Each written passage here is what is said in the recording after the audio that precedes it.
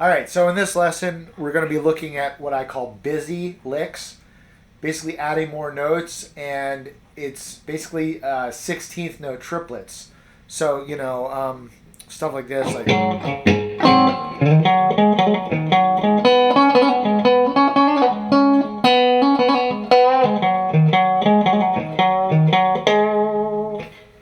Now, most of the time, or a lot of the time, when I'm playing 16th note triplets, I'd be using this like hammer-on pull-off technique.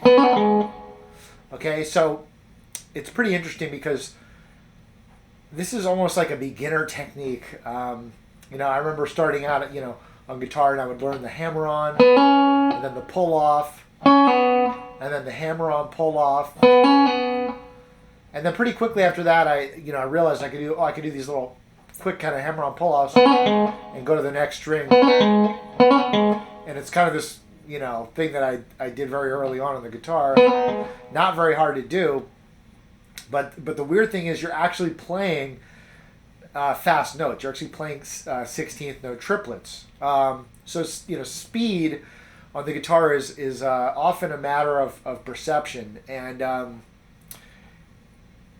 like if I was playing more of an extended line,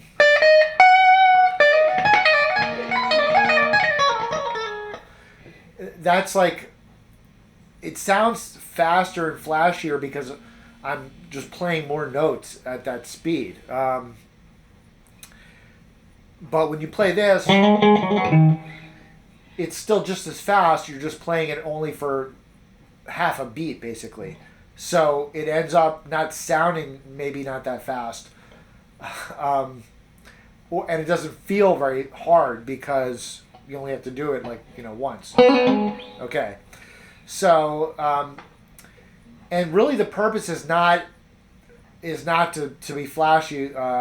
It's just to add texture. Sometimes it's actually easier to throw that in. You're playing, and it's harder to come up with actually like a melody, but.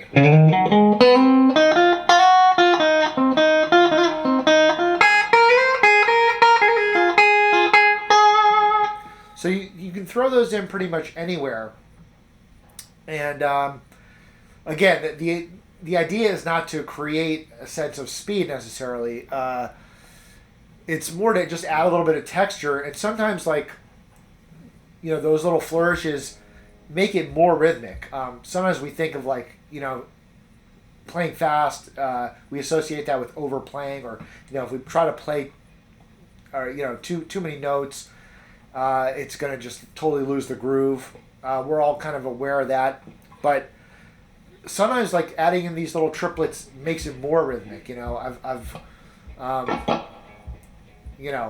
experienced this. It's almost like, you're bobbing your head and...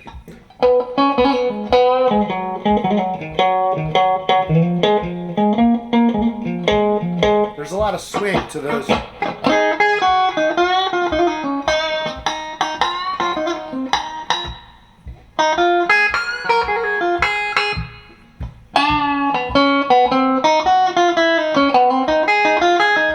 Again, the melody stuff can be harder.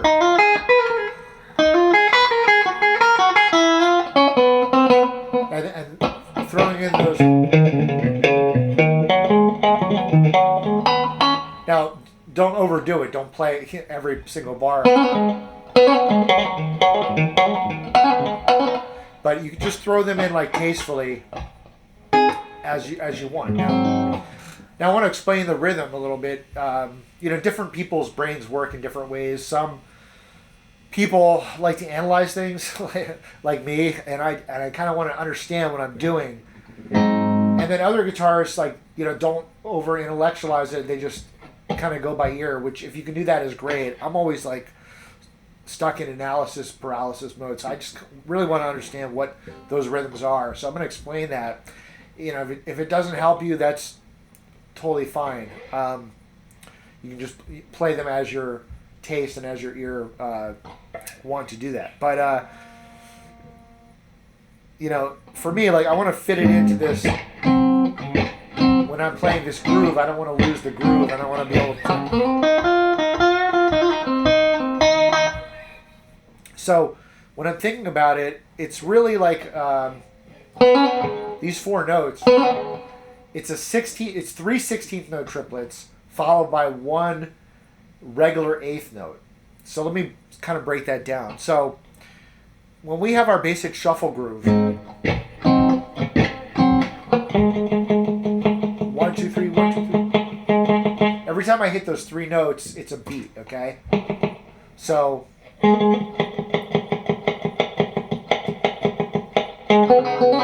if I were to hit twice as many notes, 1 2 3 1 2 3 1 2 3. So it's really like, you know, those faster notes. I'm gonna do 3 of those, and then I still have half of a beat left. So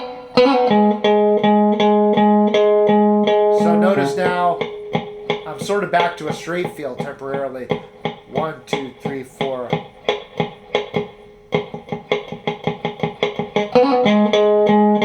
I just do that so it's like, just to show you, it doesn't sound like it's a straight note change when I just throw it.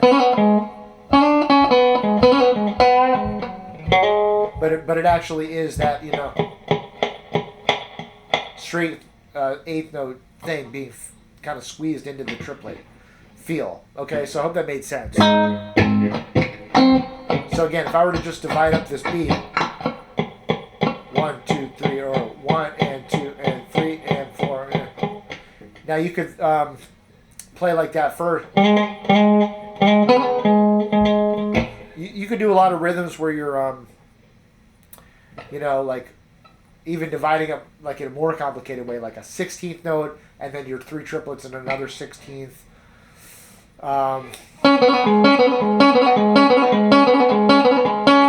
That kind of thing. But yeah, I'm just thinking of this as it's just basically like 3 fast notes and 1 longer note.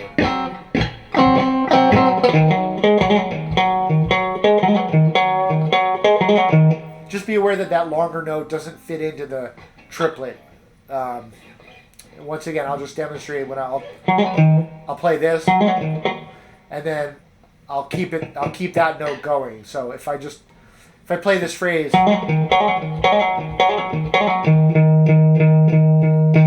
can hear it's a straight feel there, but it's like almost like another illusion because it doesn't feel like it's shifting the kind of notes it is.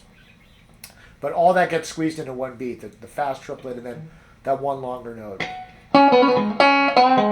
And you could precede it again with a 16th note or whatever. But anyway, I think that's enough about the rhythm. Let me just show you some examples. So there's 1 riff. So kind of hit the root twice, walk up the arpeggio, and then. Okay, here's another example. We'll go from, we'll start in the 3rd here, and then we're going to hit a triplet, followed by a 16th note triplet. So again, and most of these I'm just kind of trying to outline the basic dominant 7 arpeggio. All right, so now here's one we can start on the 5th. And I'm just trying to go through each of the kind of positions within this basic root position. Okay, so. Okay, here's another one.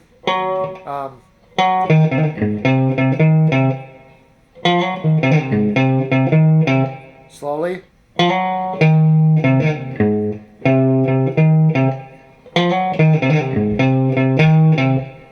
Okay, here's another one. We'll start at the root up here and do this.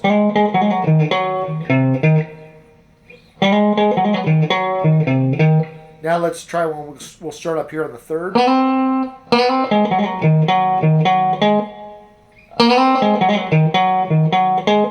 Now let's try one here. Let's see.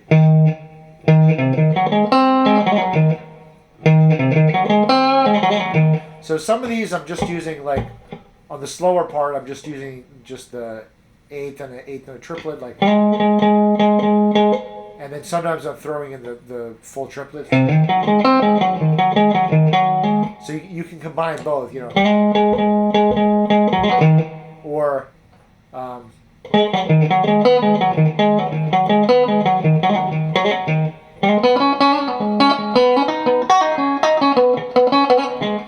okay.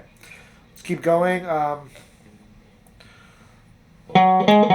about this one?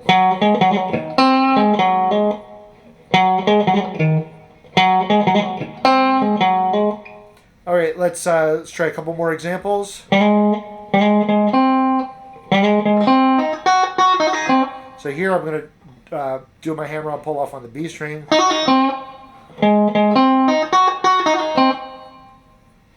Here's another example. Let's start with a triplet.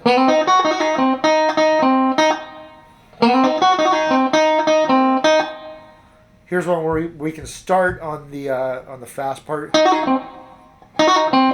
Let's see. There's one where we have that kind of tied or extended note that we talked about earlier in the course. How about this one? So we hit the 7th degree twice. Now let's try a couple licks on the top strings.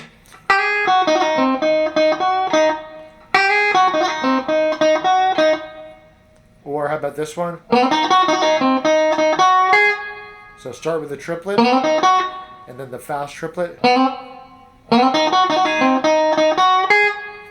Here's one. We can start with this one and then into a regular triplet. I like that one.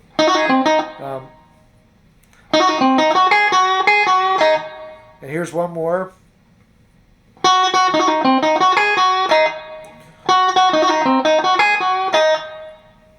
All right, so there's just some examples. So it's very intuitive when you're in this pentatonic shape. You know, when you have your 2 notes per string, you just go from the note that's in the back here to the note that's in the front, and then down a string. But you could do other things.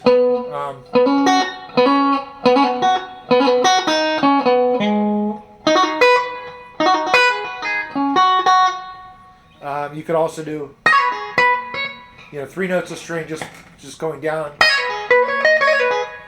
So play around with that, but it's just another ingredient to add to it, you know. And I think it's important to get your foundation good first. Be able to do that first, then add the triplets. You know, combine just quarter notes with triplets, like we talked about. Then throw in your 16th note triplets with all that.